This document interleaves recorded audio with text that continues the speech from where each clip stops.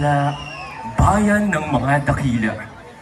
Bayang hindi lang mayaman sa kultura, sining at kalikasan, lalo't higit sa abot kamay na pakikipagbayanihan sa karatig bayan o kahit sa ibang lalawigan. Hindi matatawaran ang bayan ng Tanay sa pakikipagtulungan. Sa pagyanig ng lupa at pagtilapon ng mga nagbabagang mga bato, ay mayroong nakatagong mga saysayang kwento. Si Raham Mahusog, na pinuno ng tribo ng Rawis at Dawani, ay may isang anak na nagngangalang Daragang Magayon, na may taglay na kahali-hali ng kagandahan na pinipintakasik ng karamihan. Dulot nito ang pagnanasa ni Pagtuga na mapasa kanya ang dalaga kahit sa hindi na magandang kaparaanan. Subalit, ang pag-ibig ay hindi nadidiktahan at hindi nabibili ng kahit anong material na bagay tulad ng pag-ibig ni Ulap kay Daragang Magayon. Isang pagsintang ipaglalaban hanggang kamatayan na nagdulot ng isang kababalaghan ng kalikasan at pag-usbong ng perpektong hugis ng isang bulkan. Ang bulkan ay isang magandang tanawin sa ating mga mata, subalit mapanganib kapag ito ay nagngalit. Maraming mapipinsala at maaapektuhan ng lubusan tulad ng mga hayop sa kagubatan, pangkabuhayan ng mga mamamayan at higit sa lahat ang kaligtasan ng mga taong naninirahan. Kaya ang susi ay pakikipagtulungan at pakikipagbayanihan. Halina't tunghayan ang natatanging pagtanghal ng Tribo Kalayonon sa Tanay Honey Festival 2024. Tunay nga ang pag-ibig pag pumasok sa puso ni numan ay hahamakin ang lahat, masunod ka lamang. Ang pagsintang hanggang kamatayan ay hindi matatawaran. Bangon uragon, bagong andaw, ayan na, ayan na, puputok na, salungan na sa isang magandang Tanay Honey! Magandang gabi, Luzon, Visayas, at Mindanao. Ito ang Balitang Kalayonon ng malapat nagbabalita mula sa iba't ibang panig ng bansa. Balitang ng pila ng katotohanan, numero 1 serbisyo ng sambayanan. Narito si Pamela Canales upang magbalita tungkol sa pag-aalboroto ng Bulkang Mayon. Pamela Canales para sa mga detalye. Pamela. Narito tayo ngayon live sa probinsya ng Albay kung saan makikita ninyo ang imahe ng nasabing bulkan.